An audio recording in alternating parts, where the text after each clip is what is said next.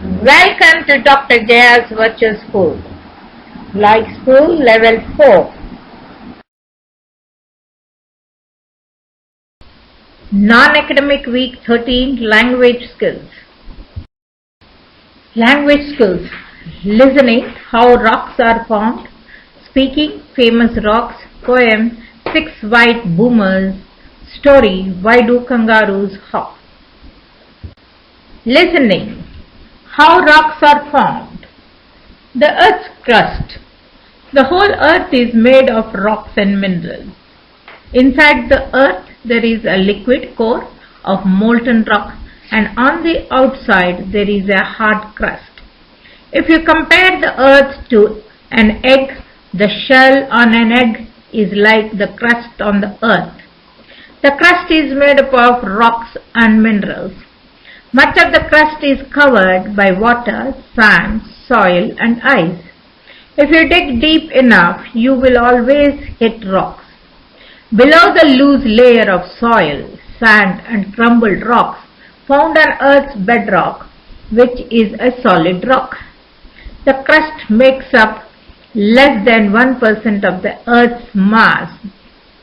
It is made of oxygen, magnesium, aluminum, silicon, calcium, sodium, potassium, iron. There are 8 elements that make up 99% of the Earth's crust. The continents are about 35 kilometers thick and the ocean floors are about 7 kilometers thick. The mantle is the solid casing of the Earth and is about 2,900 kilometers thick. It makes up about 70% of the Earth's mass. It is made up of silicon, oxygen, aluminum and iron. The core is mainly made of iron and nickel and makes up about 30% of the Earth's mass. The outer core is 2,200 kilometers thick and is liquid, and the inner core is 1,270 kilometers thick and is solid. Rocks. The rocks you see around you, the mountains, the canyons and the riverbeds are all made of minerals. A rock is made up of 2 or more minerals. Think of a chocolate chip cookie as a rock. Think of it. And then the cookie is made out of flour, butter, sugar and chocolate. The cookie is like a rock and the flour, butter, sugar and chocolate are like minerals. You need minerals to make rocks, but you don't need rocks to make minerals. All rocks are made of minerals. Famous rocks. Rocks are an often overlooked part of the landscape. After all, they don't move or blossom into pretty flowers. But rocks can actually be arresting pieces of scenery themselves, and they are integral to human society, having been used for centuries to build buildings and even to carve into.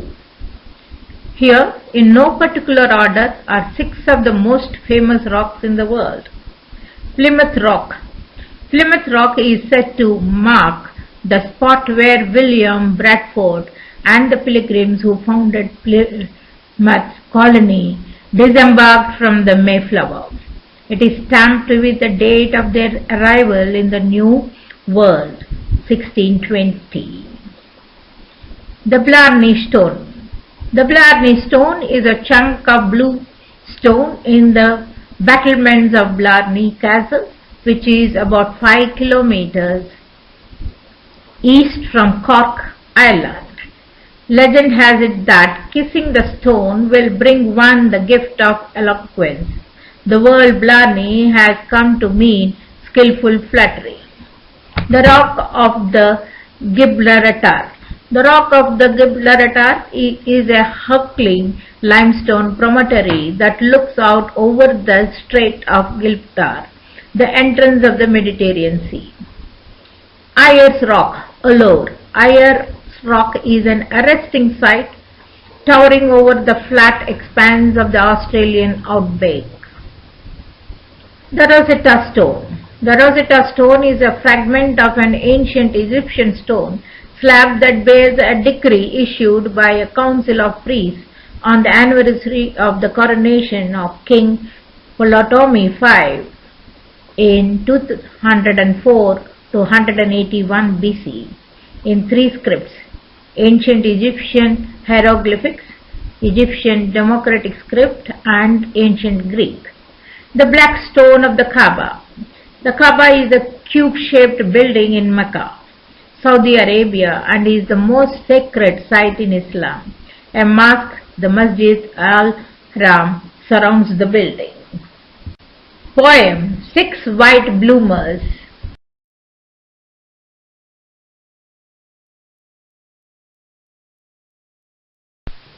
Poem: Six White Boomers by Rolf Harris. Early on one Christmas day, a Joe kangaroo was far from home and lost in a great big Jew. "Mummy, where's my mummy? They have taken her away." "We will help you find your mummy, son. Hop up on the sleigh."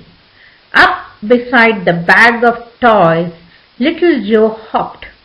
But they hadn't gone far when Santa stopped, unharnessed all the reindeer, and Joe wondered why. Then he heard a far-off booming in the sky. Six white boomers, snow-white boomers, racing Santa Claus through the blazing sun. Six white boomers, snow-white boomers, on his Australian run. Pretty soon old Santa began to feel the heat, took his fur-lined boots off to cool his feet.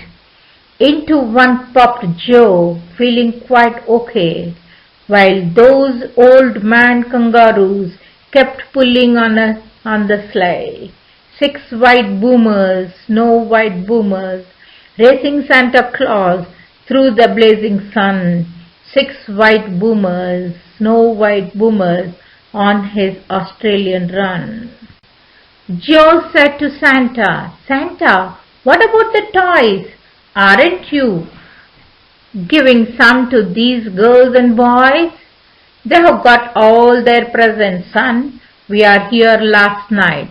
This trip is an extra trip, Joy's special flight. Six white boomers, snow-white boomers, racing Santa Claus through the blazing sun. Six white boomers, snow-white boomers, on his Australian run." Soon the sleigh was flashing past right over Marble Bar. "Slow down there," cried Santa. "It can't be far. Come up on my lap here, son, and have a look around. There she is, that's Mummy, bouncing up and down. Six white boomers, snow-white boomers, racing Santa Claus through the blazing sun. Six white boomers, snow-white boomers, on his Australian run." Well, that's the bestest Christmas treat that Joy ever had, curled up in Mother's porch, feeling snug and glad. The last they saw was Santa heading northwards from the sun, the only year the boomers worked a double run. Six white boomers, snow-white boomers, racing Santa Claus through the blazing sun. Six white boomers, snow-white boomers, on his Australian run. Story: Why Do Kangaroos Hop? By Margot Fallis. "Mama, why do kangaroos hop? Why don't we run or walk or slide on our bellies?" Kip bounced his tail up and down on the red dirt. "We are kangaroos. That's what we do. We leap through the air. I have never heard of a kangaroo running or walking or sliding on their bellies." "Snakes do that," Mama said. Kip hopped off. "I am going to the billabong, Mama. I want to play with my friends." When he got to the pond, he saw his friend Kimmy Kola. "Kimmy, Do you hop? The koala pulled an eucalyptus leaf out of her mouth. I don't hop. I don't even run. I climb trees and sit here eating. Kip saw his friend Cedric Crocodile swimming in the water. Cedric, do you hop? The croc swam up to the side of the billabong. Of course not. I swim. I can walk, but I don't run and I do not hop. Why not? Because that's the way crocodiles are. We swim and eat fish.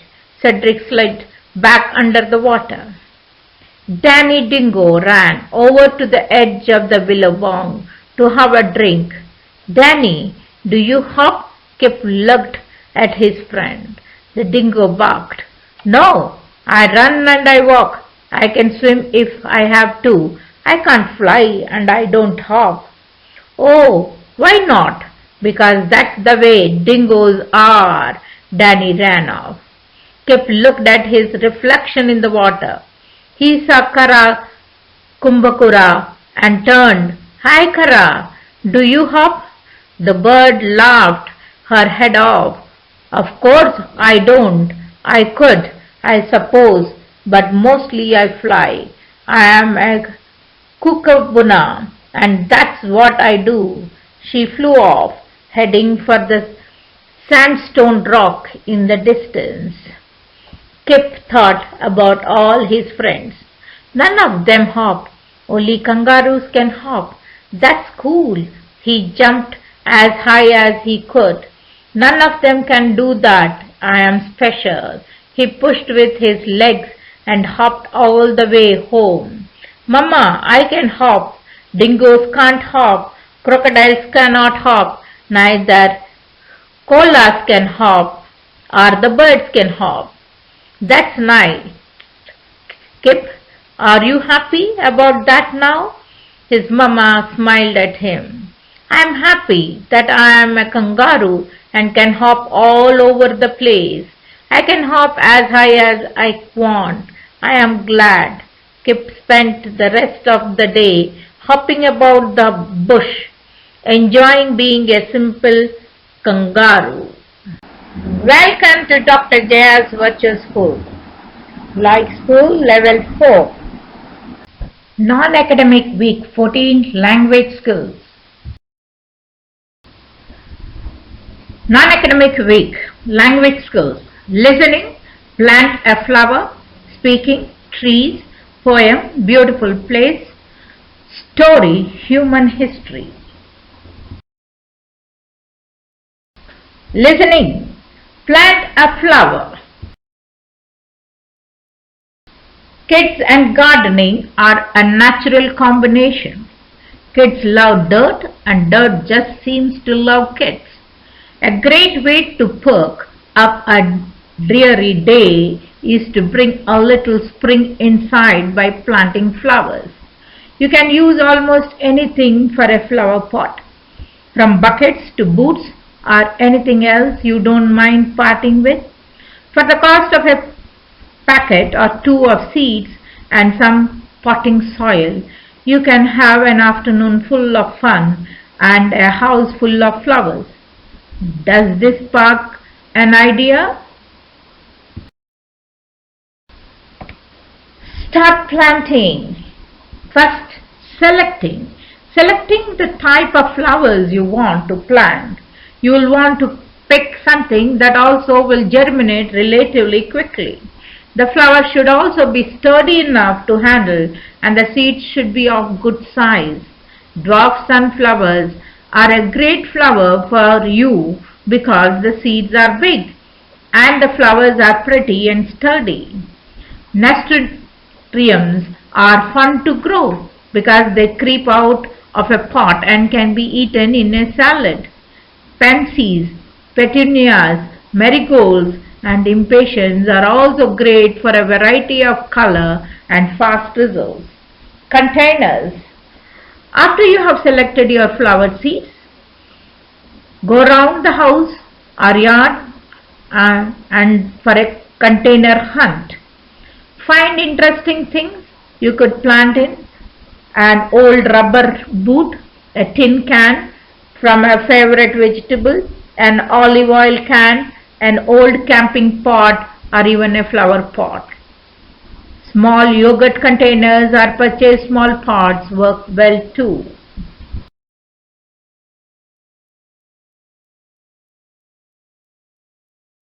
Planting. If using a container that does not have drainage holes in it, drill a few 1 by 4-inch holes in the bottom.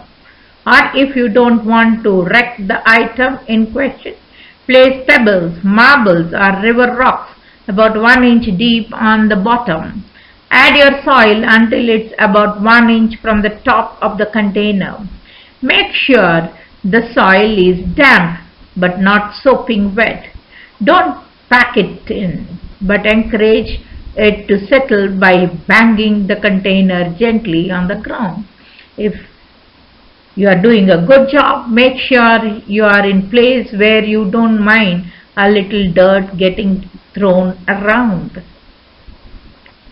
Now poke your finger into the dirt about down to the knuckle and then insert the seed. Depending on the diameter of your container, you can plant 1 or up to 5 or 6 seeds in your container. A sunflower in the middle of the container and then a couple of dripping petunias or nasturtiums around the edges will look nice when they come in. Waiting. It is difficult for you to wait for their seeds to germinate. If you can allow to continue to plant at least 1 pot a day until the first planting germinates. This helps keep your interest. You can also garden books from the library, get them and read. Make paper flowers or other craft flowers and decorate flower pots and other gardening related crafts while waiting for your flowers to grow. Upkeep. Keep your flowers healthy by placing them in a sunny window and eventually outside if possible. If the flowers get too big for your container, learn how to transplant the flower to a larger container or to a garden space outside. Make sure the flowers stay watered but don't allow over watering.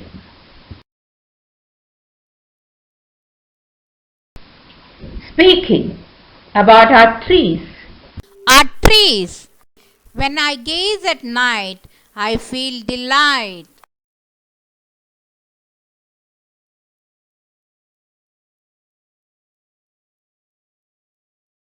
They are artless but always restless.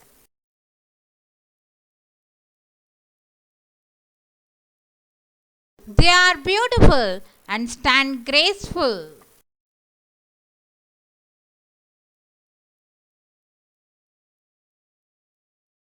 Neither they are African nor they are Italian.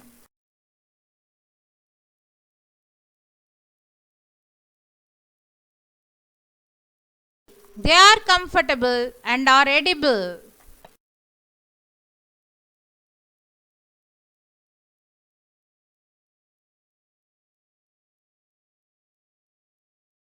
They make us sensual and too spiritual.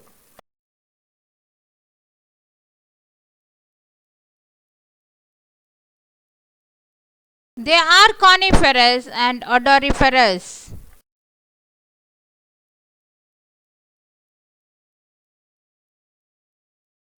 They become prosaic at them and poetic while gazing them.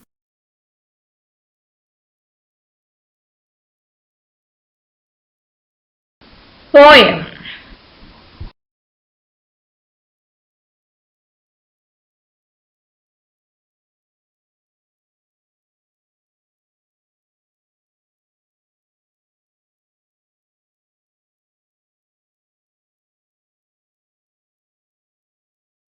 Man explored Earth.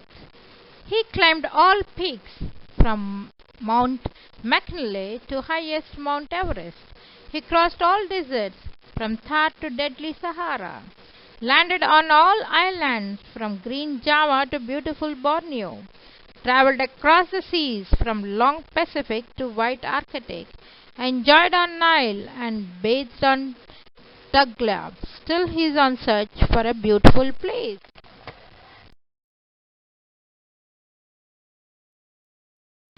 Story. Story of human history.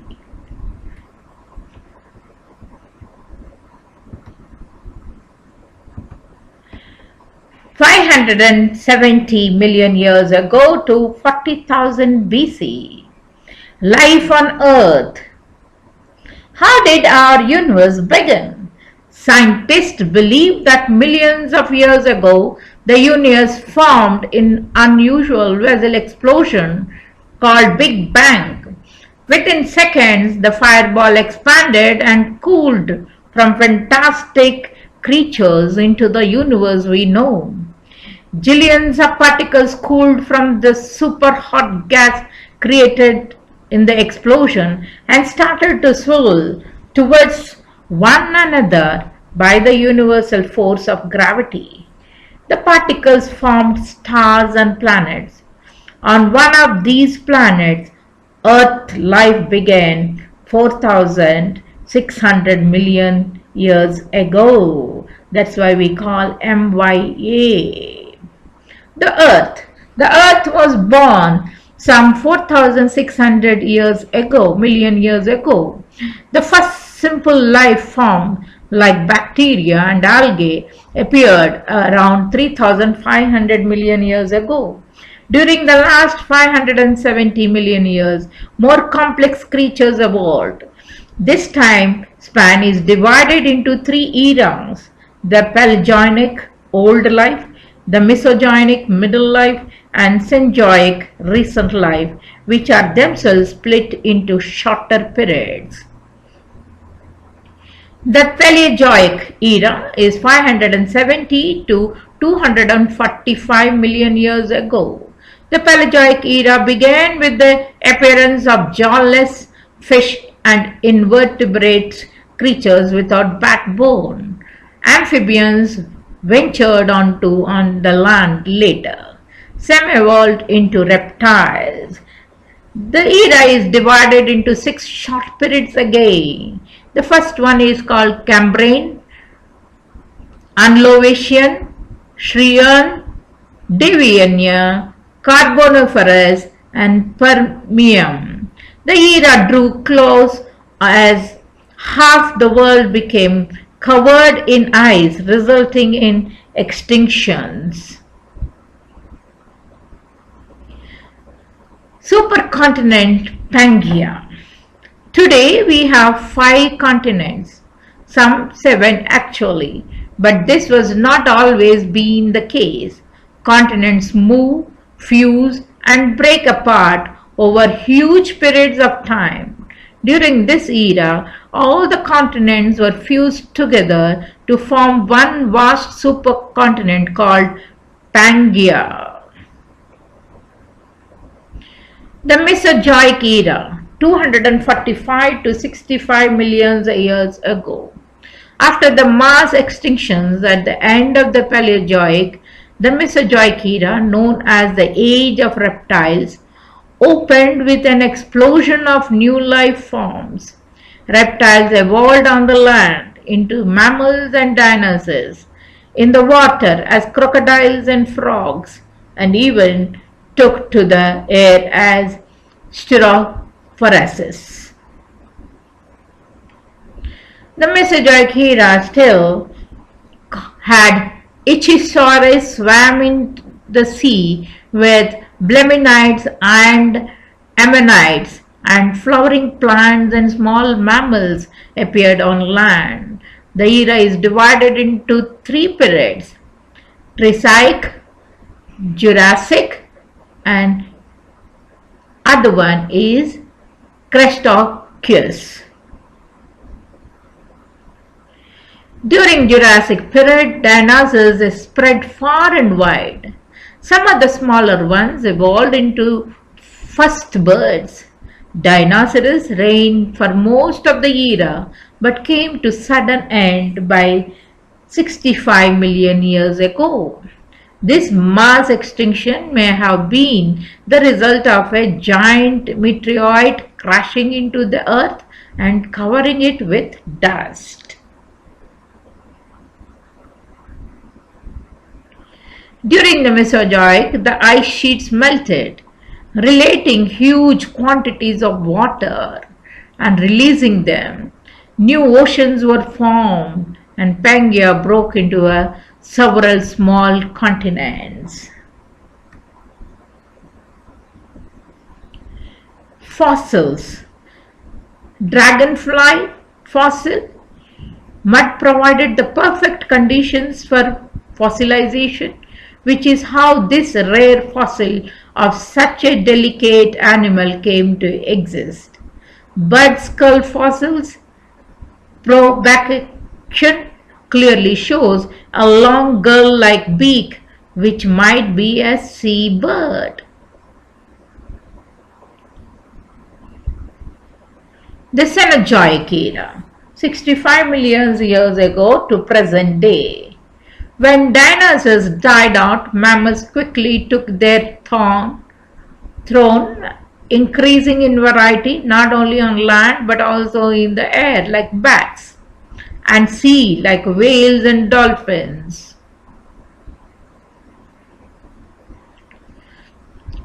In Australia, isolated from the other continent, a whole new kind of poached mammal evolved called marsupials, like kangaroo. Other additions included the first primates, that is monkeys and apes, and saber-toothed cat in the Oligocene poach.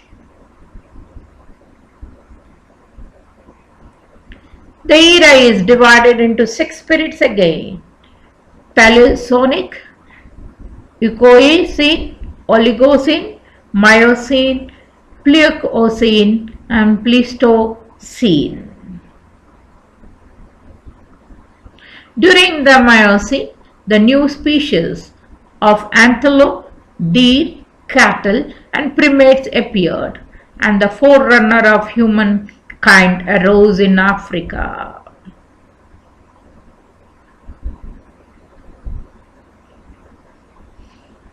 Ape ancestry.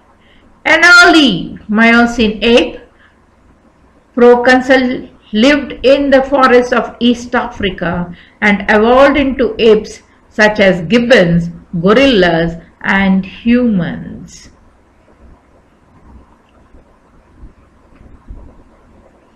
Long-necked Barasaurus was colossal giraffe-like dinosaur. It used its long neck to browse off tree tops which other dinosaurs could not reach. It traveled in herds, probably as a defense against faster predators.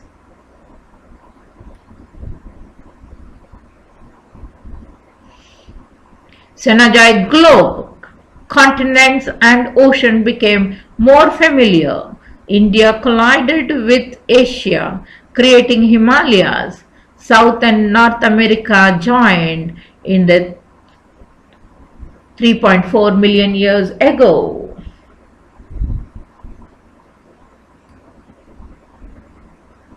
Human ancestry. Fossil evidence shows that by 4 million years ago, the evolutionary line had become indistinct from that of other primates. Humans and their most recent ancestors called hominids. There is only one species of hominid alive today, humans, but 2 million years ago there lived at least 3 and maybe 6 or more different species.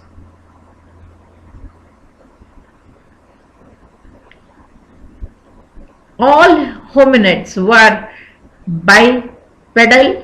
They walked on 2 legs and probably lived in bushland or woodland, savanna. Eventually, Homo Cretaceous evolved into Homo sapiens, which in turn became Homo sapiens sapiens, modern humans.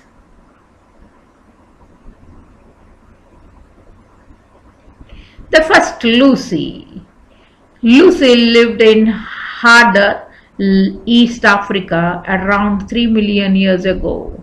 She was small and walked on two legs, were short-lived, those of as an ape. She had a small brain like chimpanzee, a long low skull, and overfull jaws.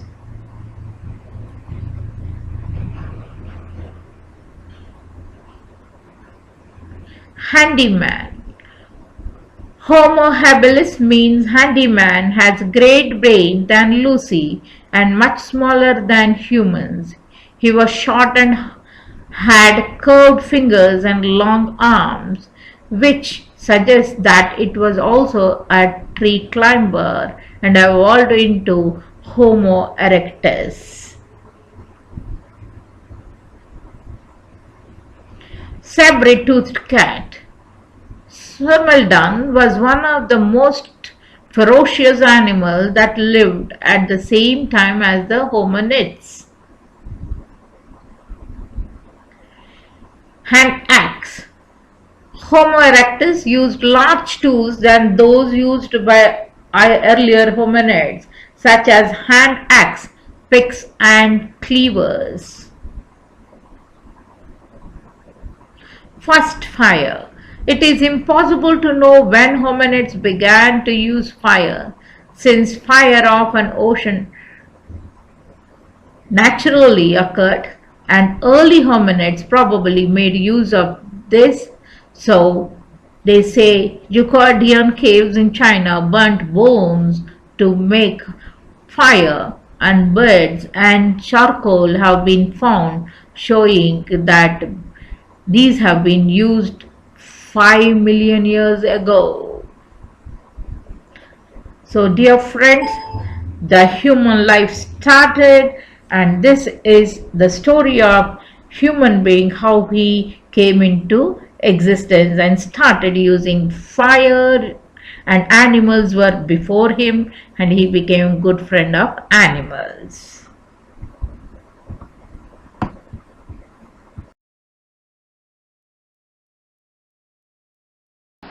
Welcome to Dr. Jaya's Virtual School. Like School Level 4. Non-Academic Week 15 Language Skills. Language Skills. Listening. The history of the motor car for kids. Speaking. Sharing news and information. Conversation. Poem. Force. Story. Success story of a businessman. Listening. The history of the motor car.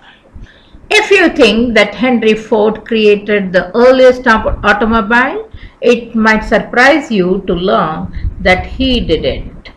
Automobiles or motor vehicles owe their existence to many people from different countries.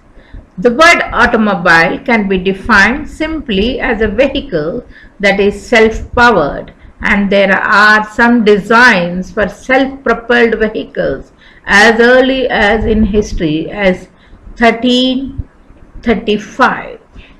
The debate of the first successful self-powered vehicle occurred in France in 1769 and was designed and built by Cugnot and Brazin. This was a heavy steam-powered monster that weighed 4 tons and had a top speed of only 2 miles per hour.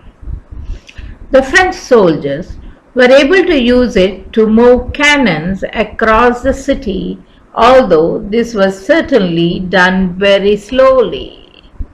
Several of these machines were built, and one of them proved that even a slow, laborious 2 miles per hour could be a dangerous speed. On a maiden trip through the streets of Paris, this ancestor of modern cars was involved in one of the first motor vehicle accidents when it hit a heavy wall of stones and caused them a tumble down. Another Frenchman, Etienne Linear, created and patented the first gas engine in 1860 and used his invention to power a small buggy through the countryside. The engine was a half horsepower model that could generate 100 rpm. This is not strong or fast by our present standards today, but it was very extraordinary back then. Leonard's design used two cylinders to compress and burn the gas, but in 1862, Alfonso de Rochas created the single-cylinder combustion system for engines that is still being used today. In Germany, both Gottlieb Daimler and Carl Benz created motorized vehicles during the 1880s. It was during the late 1800s that motorized transportation began to be a fascination for inventors in many countries, but England refused to be a part of this innovative process. There had been some accidents involving steam-powered cars, but most of the opposition had occurred because of wealthy railroad owners who did not want any competition. This action caused the UK to miss out on much of the beginning of motor car development.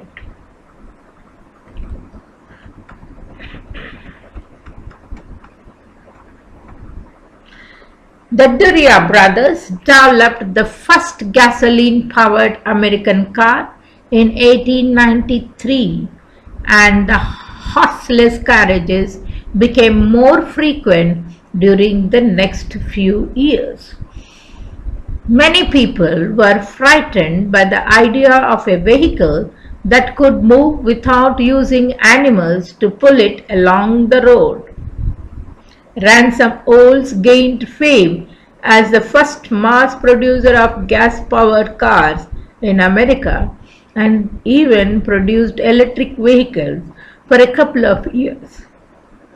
In 1901, the Olds Motor Company began selling the single-cylinder curved dash Oldsmobile for $650. The newly formed Auto Titan sold 600 cars the first year and 2,500 the second year.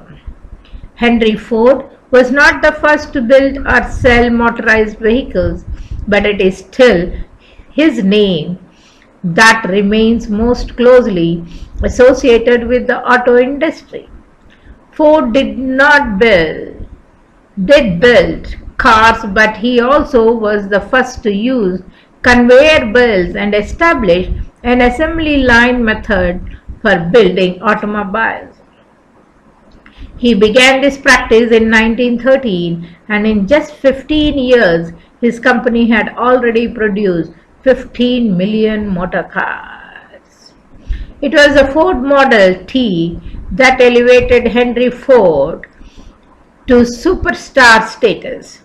Originally, the price of the car was between $825 to $1,000, depending on the model.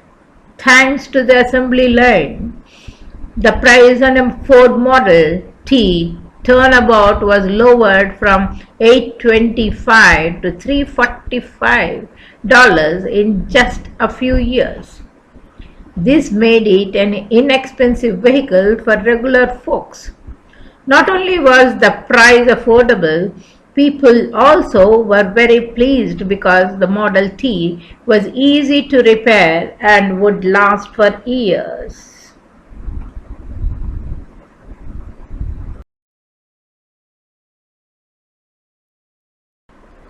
Speaking, conversation. Sharing news and information. Here is a model how to share news and information between two people. A. Did you hear the news? B. What happened? Our cousin went into labor and had her baby last week. She did?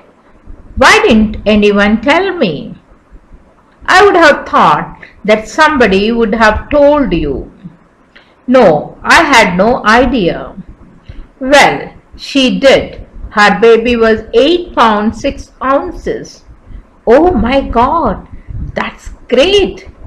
Are you going to go and visit her and the baby?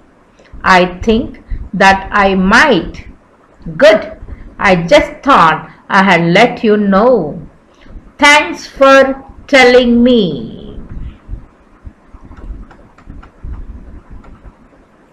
Here is another model of conversation for the same information. Have you heard what happened? Heard what? Deborah already had her baby. I did not know that. I thought you knew. I honestly did not know. The baby was 8 pounds 6 ounces. That's good to hear. Will you go and visit them? Of course I will. I just wanted to give you the good news. Thanks for letting me know. Here is another model. Have you heard the news? I haven't heard anything. Deborah had her baby last week. Nobody told me. I thought you heard. I really wasn't told anything.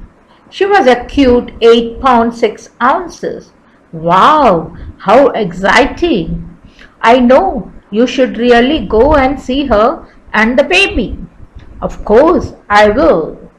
I just wanted to tell you, know that what happened. I appreciate that.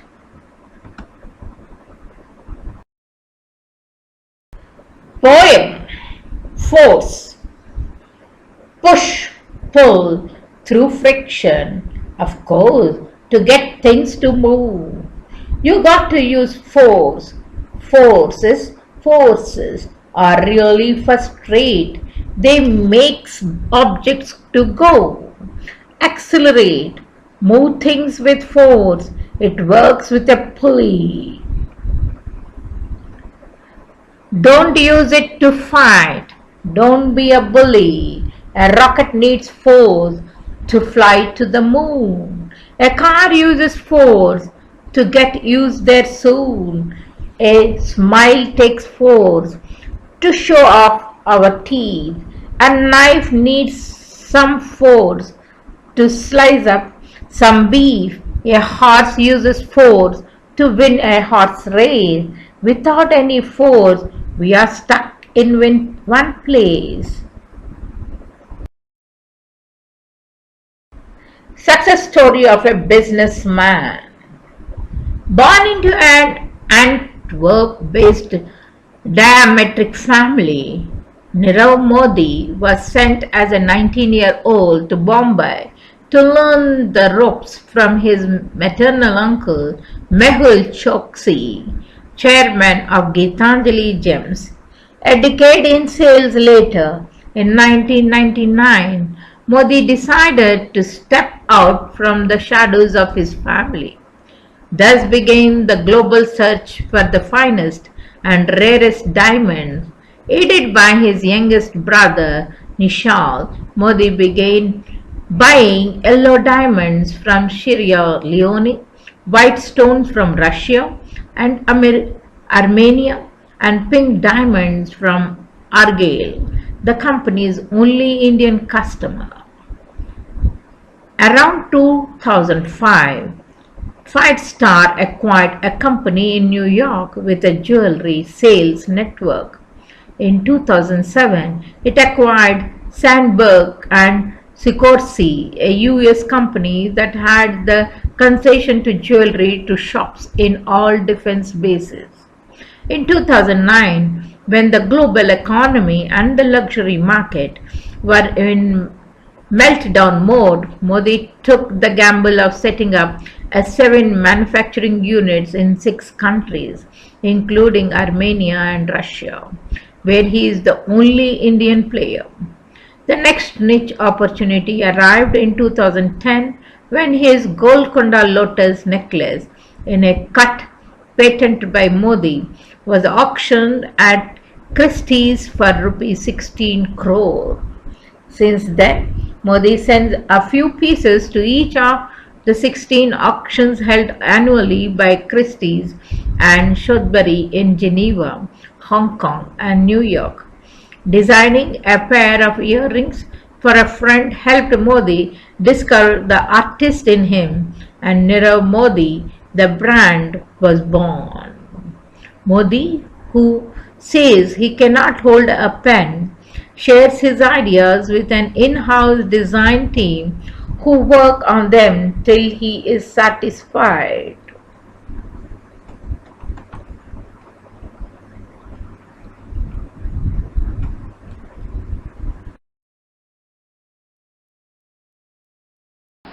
Welcome to Dr. Jaya's Virtual School. Like School Level 4. Week 16. Social Concept Language Skills.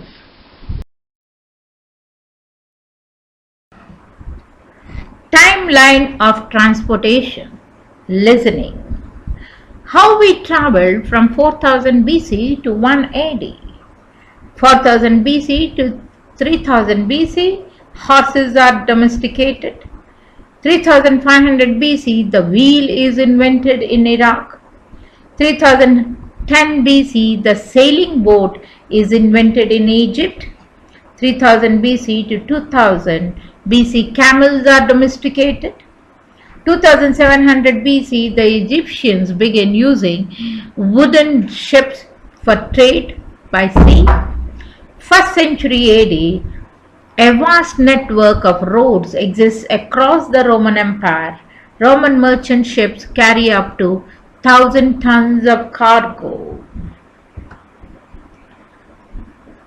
From 4000 BC to 1 AD, how we traveled? We traveled again from 4000. How we traveled from 1200 AD to 1800 AD. 12th century, the compass is invented in Europe. The rudder comes into use in Europe. However, on land, roads are just dirt tracks. 1600, goods are transported by pack horses. Goods are also transported around the coast of Britain by ship. Then 1635, Charles I allows the public to pay his messengers to carry letters. It is the beginning of the Royal Mail. And in 1663, the first turnpike roads open. Turnpikes are privately opened and maintained by, but you have to pay to use them. That means their name came from an old wood for a pike, and wealthy were carried by certain clans, and chairs. Mid-18th century, many more turnpike roads are created. 1761, the Bridgewater Canal opens. Many more canals are dug in the late 18th and early 19th century. Then how did we travel in 1900? In 1890, the first electric underground trains ran in London. In 1897, the steam turbine makes steamships for more efficient. And 1900, electric trams began running in many towns. By 1919, planes began carrying passengers between London and Paris, and in 1926, the first electric traffic lights in Britain are installed in London. By 1930s, in most towns, electric trams are replaced by buses, and the continued new inventions. By 1934, a driver test is introduced. Cat's eyes are invented. A 30-mile-an-hour speed limit is introduced in built-up areas. By 1940, about one family in 10 in Britain owns a car. In 1951, the first zebra crossing is made. By 1952, the first passenger jet service starts. By 1951, the first zebra crossing is made. By 1959, about 32% of families in Britain own a car. The first electric underground trains run in London. The 3-point seat belt is invented. The first hovercraft is launched. By 1963, Dr. Beeching closes many branch lines in Britain. By 1969, lollipop men and women are introduced. The Pelican Crossing is introduced. 1983, wearing seat belts is made compulsory in Britain. Wheel clamps are introduced. By 1992, speed cameras are introduced into Britain. By 1994, the Channel Tunnel opens, and then there is a booming of new transport where we see. Even in India, we have all kinds of transport. Of course, it was the British who introduced many of the road transports like buses, cars, and trains in India.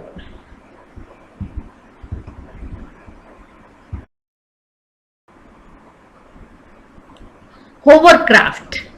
Hovercraft is a vehicle supported on a cushion of air supplied by a powered fan mounted on the craft. The hovercraft was invented by Christopher Cockerell in 1956.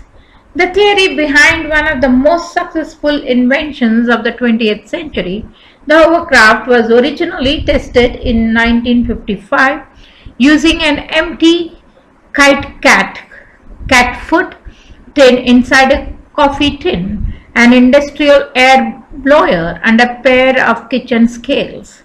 Sir Christopher Cockerell developed the first practical hovercraft designs. These led to the first hovercraft to be produced commercially, the SR-NI. The Christopher Cockerell's idea was to build a vehicle that would move over the water's surface, floating on a layer of air. This would reduce friction between the water and vehicle. To this hypothesis, he put a smaller can inside a larger can and used a hair dryer to blow air into them. The downward thrust produced was greater when one can was inside the other rather than air just being blown into one can.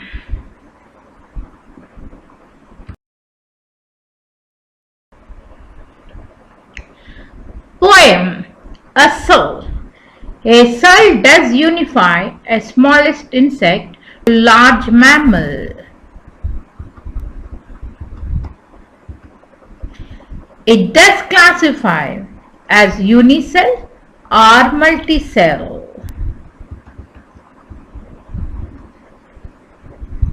The cells do build brains or liver. They are assembled in roots and leaves. Nucleus is usable and also very fragile.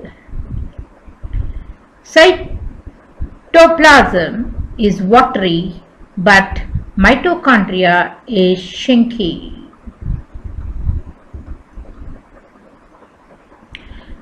Vacuoles in plants are few, but in animals they grew. Chloroplast number more and reticulum transport door. Cell wall a security guard and a cell membrane a sword. For all cells of nerve, blood and muscle.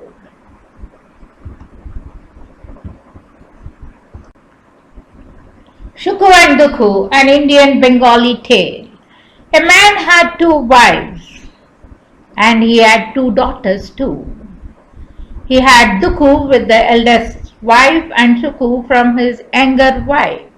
He loved Shuku and her mother. One day he took ill and he died. Dukhu was ill-treated by Shuku and Shuku's mother.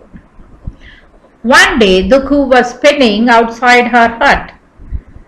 The wind blew hard and carried away her wad of cotton. She ran after it. In her desperation she was crying and she heard a voice. "Don't cry, Dukhu, come with me. I'll give you all the cotton you want." So Dukhu followed the wind and the voice. On the way she met a cow, and the cow requested Dukhu to wash her clean, and because she was covered with the dung. Dukhu drew water from the well and got her a broom and washed the cowshed clean as she could, and she also cleaned the cow. Cow asked to go to the direction of a tree. She went there. There was a plantain tree. Plantain tree stopped Dukhu and asked where was she going. She said she was going towards the wind. Then she said the plantain asked her to make her stand and her creepers and her body straight. Dukhu did that and she was happy to do it. Then the tree said, "You are a good girl and I will help you in time whenever you want me."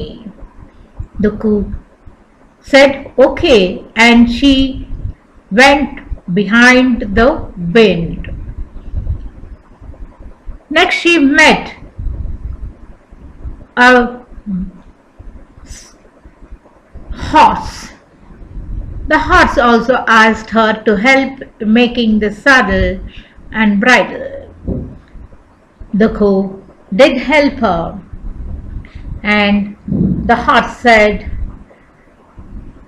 "Please go to that palace where my mother Moon lives, and she will give you as much as cotton you want."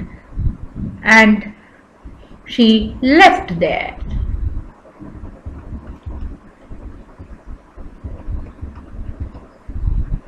Dukhu walked towards the palace. It seemed deserted.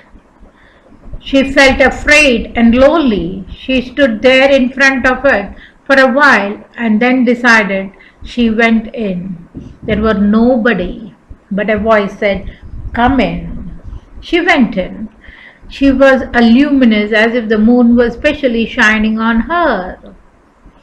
Dukhu bowed to her, touched her feet and said, there was an old lady. She said, "Granny, the wind blew away all my cotton. Can I have my cotton back?" Then the old lady said, "You deserve everything more than the cotton, so what you should do is go to the pond, have a dip twice, and only twice, not 3 times, remember, and come back." Dukhu walked out of the palace. She saw the pond, went there, took the water, and she had a dip. The moment she dipped and got up, Duku changed into a beautiful girl. She took a second dip. She was covered with silks, pearls, and gems. Her sari was muslin and she had gold necklaces, and she was very happy. She could not believe herself that all this has happened to her.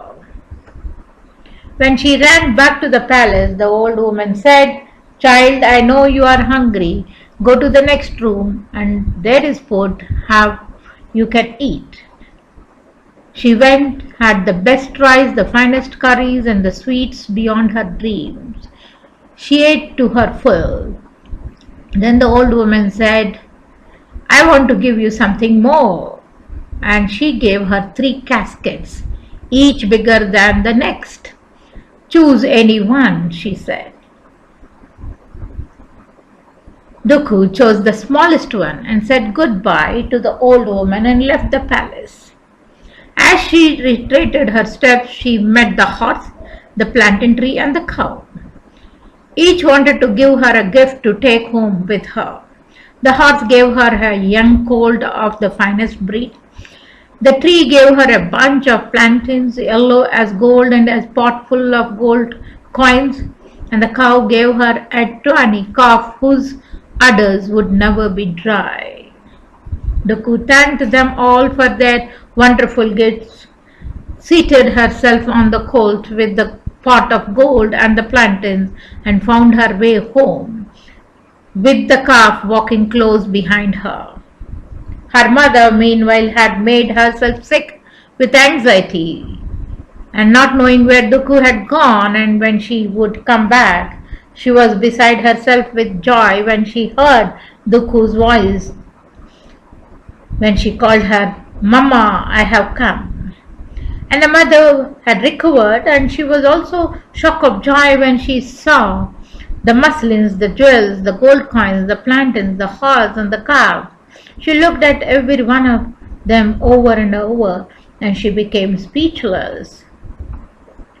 After a while, she found her voice and asked her daughter how she came all the way. Fabulous things.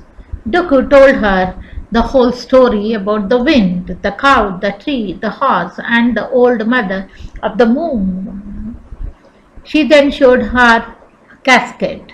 They thought it would be full of more jewels, pearls, gold, and silver. But when they slowly opened it, out of it stepped a most handsome young man, dressed like a prince. "I have been sent here to marry you," he said to Duku, without wasting an extra word. Soon the date was fixed and they got married. But Suku and her mother was not at all happy. They did not even come for the wedding. Duku's mother was a good woman, so she thought she will send all these. Though she got all that, she was sharing all these things with everybody. But Suku's mother was offended. She put her fist to her cheek and hissed, "Why should Suku take your leftovers?" She did not take it, but after she has gone, she started thinking what to do. So she inquired about Duku, how she got it. So she brought Suku a spinning wheel and made her also spin out the yard. And then she said, "Listen carefully, Suku. The wind will blow away your wad of cotton, and you should go to Mother of Moon." Suku said, "I will do the same." Same thing happened to Suku. Suku also followed the wind and went the same way as Duku went. She too met the cow, but she did not clean. And she also met the tree, but she did not help the tree to put her creepers down. She also met the horse, but she insulted the horse. They did not say anything and on the way she found the palace and she went in. She saw, because she was very sick and tired, then she saw a fowl move. Forgetting her mother's instructions, she burst into the old woman's room and screamed, "The wind has blown away all my cotton. You had better give me some at once, or else I will break things." The old woman did not raise her voice. She also saw the young woman quietly and she said, "Don't be impatient. I'll give you something far better than the cotton. But you must do so. Do you see that pond? Go and have 2 dips, only 2 dips." Suku ran to the pond and jumped into it, and it made her a beauty. She dived into the second time. She came up covered with silks, jewels. She was beside herself with joy and could not stop looking at herself in the water. Then she thought, "If I take one more dip, I am sure I'll get much more than Duku did. The old woman doesn't want me to have more than she gave to Duku. That's why she asked me not to take more than 2 dips. But I am going to do." And she dipped the third time. But when she rose from the water, she was grief-stricken to see that her jewels and fairy ones gone. Her nose had gone long as elephant's trunk, and her body was covered with blisters and boils. She ran to the mother of moon, white with rage, shook her head and fist at her. "Look what you have done to me."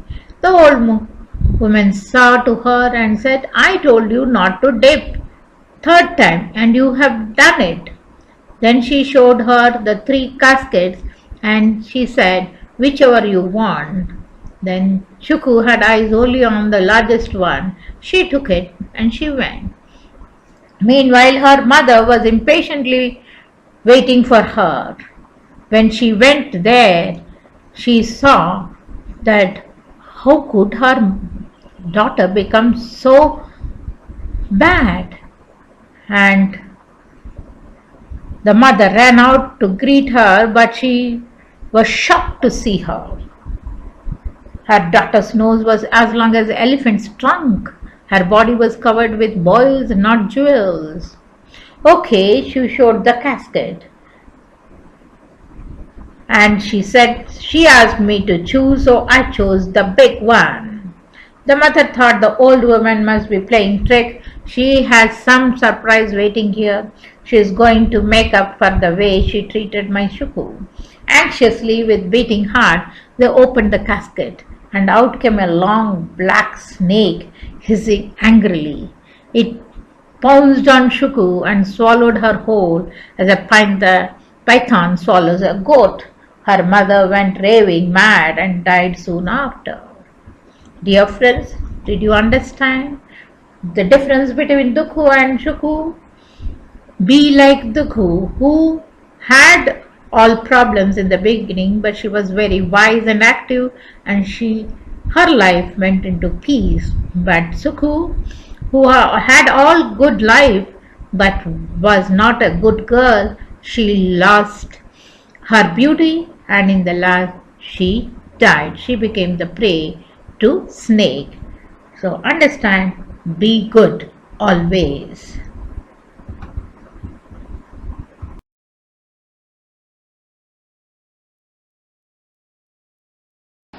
Welcome to Dr. Jaya's Virtual School. Like School Level 4. Non-Academic Week 17, Language Skills. Language Skills: Listening, Enigma, Speaking, Extrasolar Planets, Poem, Mnemonics, Story, The Imposter.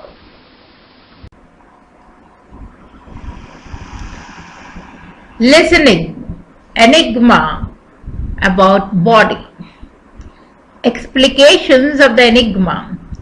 The whole is man. The parts are as follows: a large box, the chest; 2 lids, the eyelids; 2 caps, the kneecaps; 3 established measures: the nails, hands and feet.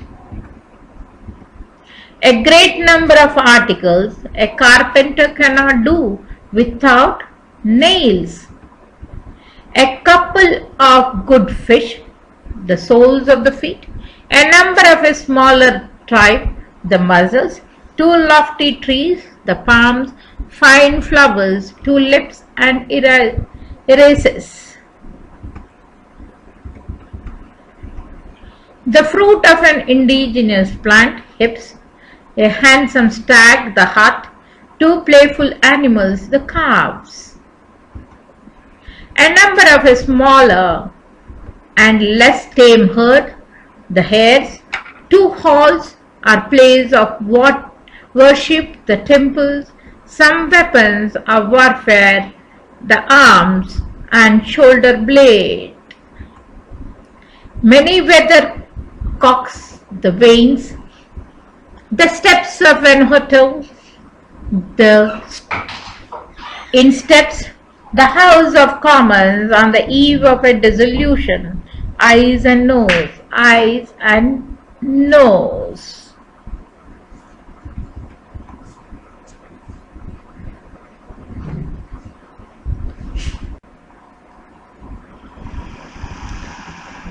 Listening, enigma about body.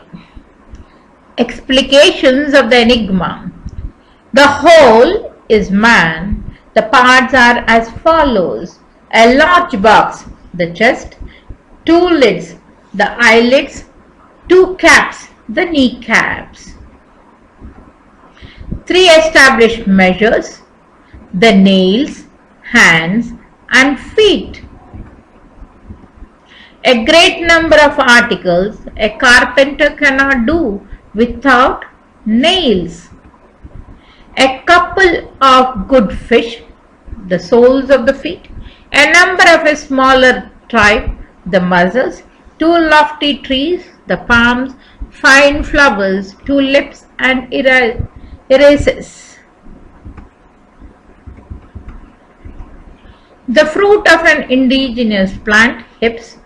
A handsome stag, the hart. Two playful animals, the calves. A number of a smaller and less tame herd, the hares. Two halls are places of worship, the temples. Some weapons of warfare, the arms and shoulder blade. Many weathercocks, the vanes. The steps of an hotel, the insteps, the House of Commons on the eve of a dissolution, eyes and nose, eyes and nose.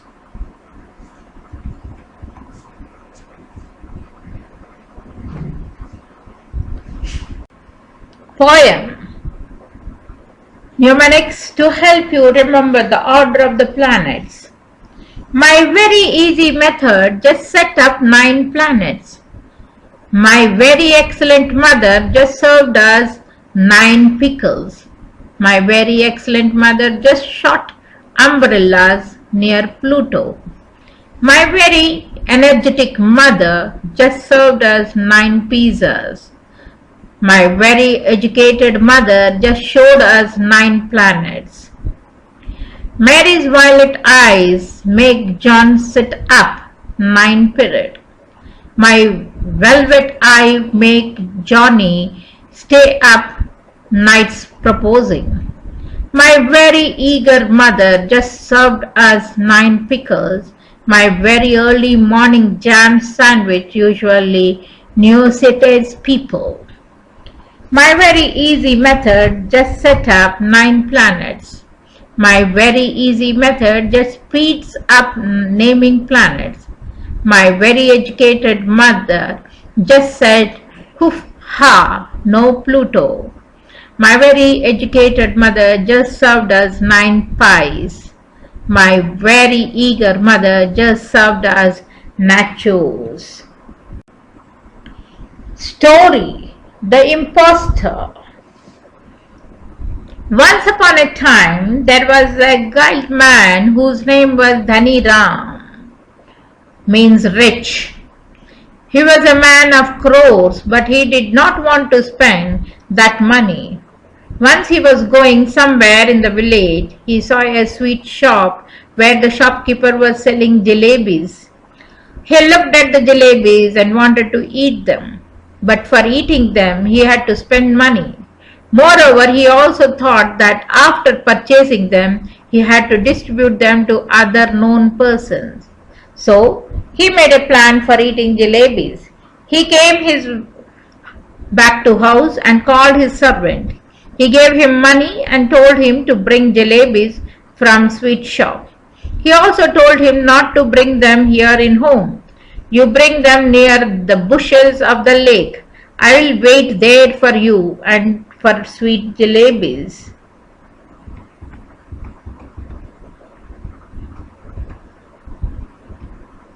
At this stage, Dhani Ram was making his plan of eating jalebis, and on the other side, a man who was completely identical with Dhani Ram was present in the palace before the king. He asked for what purpose he had come to palace. Then he replied, Maharaj, I have come here to seek your permission to distribute some of my wealth which is with me. You can distribute your wealth as you desired, the king permitted him. But the other men of the king's palace were astonished as to why Dhani Ram wanted his wealth to be distributed, because he was better known in the palace as a great miser. And then the man who was posing as Dhani Ram in front of the king went to Dhani Ram's house. Reaching there, he found the servant. He told him, a stranger is in the town and he is impersonating me. Be careful with him. If he comes here, beat him very badly and send him away. Yes, sir, you don't worry. Let him come. I will see him. After entering the house, the stranger saw Dhani Ram's wife wearing very dirty and bad clothes. He said to her, go to the market and purchase good clothes to wear. Also purchase something for children also. After hearing this, the wife got puzzled and said, are you all right? What happened to you that you are becoming so generous? And something wrong with you? Nothing is wrong with me, my dear. It is only this, that I am in a very generous mood today.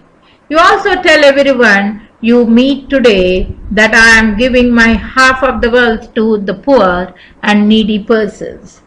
After some time, the people started coming to Dhani Ram's house, and impostor to Dhani ordered them to pick up whatever they wanted. The people started collecting utensils, cereals, pulses, whatever they required for their life. But one man was very clever. He thought of good plan. He did not enter the house, but he chose a bullock cart which was lying outside the house. He loaded it with valuable things from the store of Dhani Ram and drove it to his house. On the way, he was singing the praises of Dhani Ram. At that time, Dhani Ram was sitting on a stone on the roadside and was eating jalebis. When he heard his own praise, he was surprised. He left the jalebis and started searching whose voice was it. Suddenly, he saw a man coming in bullock carts, praising Dhani in a song. He stopped the bullock cart, and as soon as he saw his own bullocks and cart, he shouted that a thief was taking all his wealth. But at the same time, the present cart owner replied him that all these things were given to him by Dhani. But you cannot have all these things because perhaps you don't know I am Dhani. Dhani? You are Dhani? Then who was he who had given us so much of his wealth? Said the man, and went away fast with bullock cart. Dhani came to his house and saw that the people were taking so many things from his house and going. He tried to stop them, but the people considered him as an impostor of Dhani. The people also beat him. The town people drew him away. At this stage of time, Dhani said to them, I'll come back, but at that time the king's men will be with me. And then Dhani rushed to the palace and presented himself in front of the king and said, Maharaj, I am being looted very badly. People are taking away my property. But my dear Dhanira, you yourself came here and asked for my permission to distribute your half wealth, said the king. Maharaj, have you ever heard that I have given anything of mine to anybody? It appears now that some impostor has taken my place. If it is so, then please save me from his bad doings. After some time, the impostor was caught by the men of the king and was brought to the palace. When Dhani and impostor were standing in the court of the king, everyone was surprised to see them. Both looked too much identical in all respects. Now it was very difficult to decide who is who. Dhani suggested, Your Majesty, my wife can identify me very well. When Dhani's wife was called to identify Dhani, she also committed mistake in recognizing him. Then, on Dhani's request, the barber was called. He had also done mistake in recognizing Dhani, as both had wats on their heads. Now Dhani got fully confused. He got fainted. The king ordered for water to throw on his face. When Dhani's sense restored, the impostor told him that he will not frighten him any more.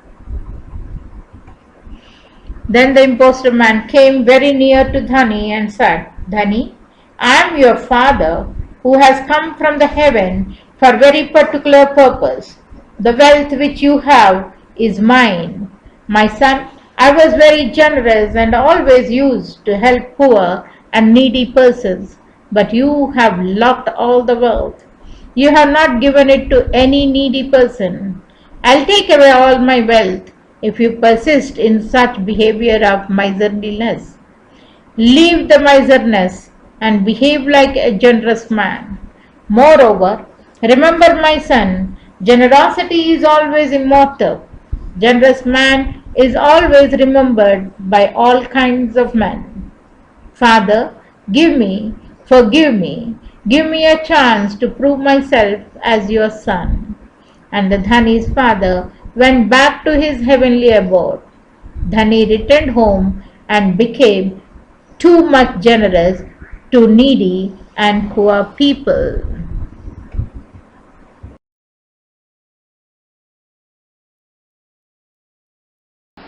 Welcome to Dr. Jaya's Virtual School. Like School Level 4.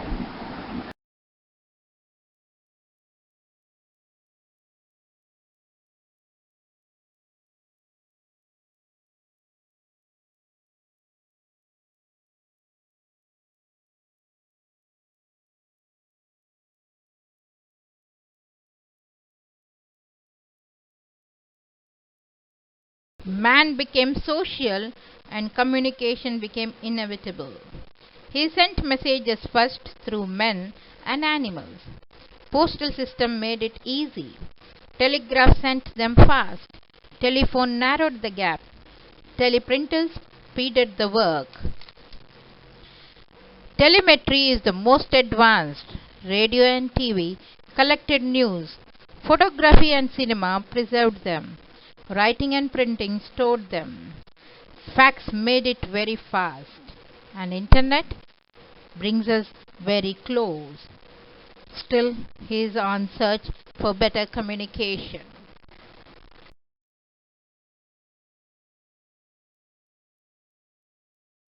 Man became social and communication became inevitable. He sent messages first through men and animals. Postal system made it easy. Telegraph sent them fast. Telephone narrowed the gap. Teleprinters speeded the work. Telemetry is the most advanced. Radio and TV collected news. Photography and cinema preserved them. Writing and printing stored them. Fax made it very fast. And internet brings us very close. Still, he is on search for better communication.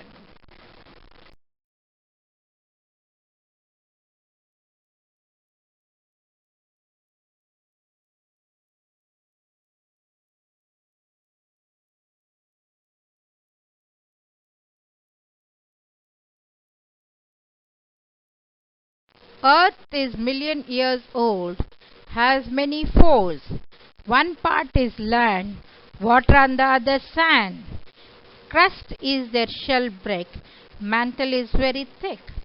The outer core is liquid, but inner core is solid. Earth was for years lifeless with fears. Life is old 6 billion with creatures of million. Many years passed, the Paleozoic age surpassed Mesozoic age, but Cenozoic is the best age.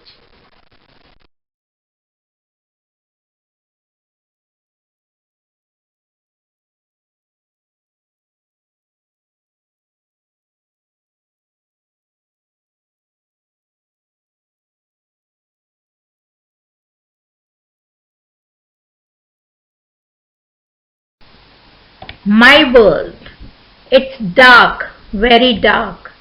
I will blow my breath and blow the darkness away. I will crumple my arms and let my energy come to my fingertips. I will let my energy go. That will be the sun. Then I will take a piece of darkness and put it on the other side of my world. That will be night. Then I will spit and let my spit cover half of my world. That will be the 7 seas. Then I will get some day and make some animals.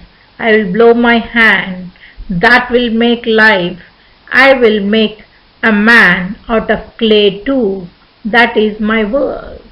It's a poem on my world by Oscar, age 11.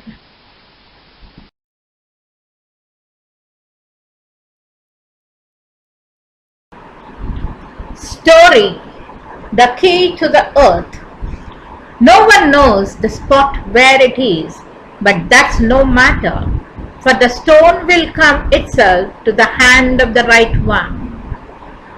Seeking gems is a trade I have never had much liking for.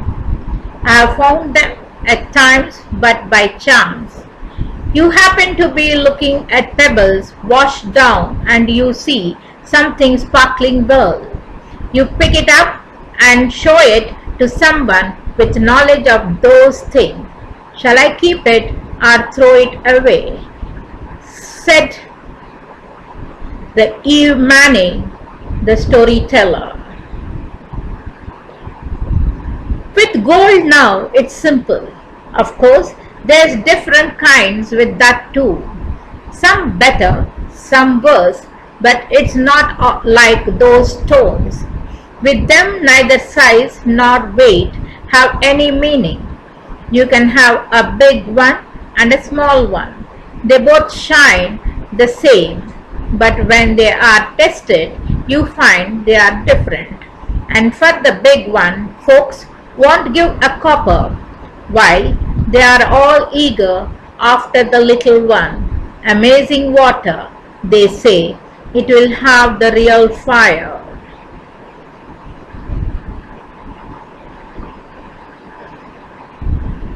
Eve Manning tells us a story here of a girl near Murjinka, Russia place, or maybe it was some other place. There was a big ore mine. They found gold and all sorts of gems there. It was crown land those days, and the officials with their bright buttons, butchers in uniform, they were used to drive folks to work with beat of a drum and drum them through the lines running the gun tilt with stripes raining down on them. A real place of torment it was. In the midst of all, there was a little girl, Vasenka. She was born at the mine and she lived there, summer and winter. Her mother was a sort of cook at the barrack where the foreman lived. As for her mother, Vasenka knew not of him. She was a simple heart maid. What she found she had in at once to those over her, and glad they were, of course. Some they put in the bank, some in their pockets, and some in their cheek. You know the old saying, what a big man puts in his pocket, a little one has to hide. And one and all praised Vasenka as though they had chosen the words together. They gave her a nickname too, Lucky Eye.